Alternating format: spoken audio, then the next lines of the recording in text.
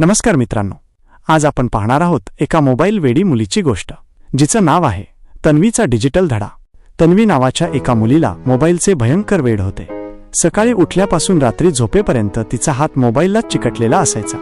Social मीडियाचे likes आणि कमेंट्समध्ये ती इतकी हरवून गेली होती की तिला खिडकीबाहेरचा पाऊस, आईच्या हातचे जेवण आणि बाबांशी गप्पा मारणे या कशाचेच भान उरले नव्हते। एकदा तिच्या शाळेची सहल एका निसर्गरम्य ठिकाणी गेली। तिथे गेल्यावर तन्वीने फोटो काढायला मोबाईल बाहेर काढला, पण तिथे नेटवर्कच नव्हते। बॅटरीही संपत आली होती। सुरुवातीला ती खूप चिडचिडली, पण मग नाईलाजाने तिने मोबाईल बाजूला ठेवला। त्या दिवशी तिला पहिल्यांदा पक्ष्यांचा चिवचिवाट ऐकू आला, फुलांचा सुगंध जाणवला आणि मित्रांसोबत मनमोकळे खेळताना खरी मजा आली। तिला उमजले की मोबाईलच्या छोट्या पडद्याबाहेर एक खूप मोठे आणि सुंदर जग आहे, जे आपण लाईक्सच्या नादात गमावत आहोत।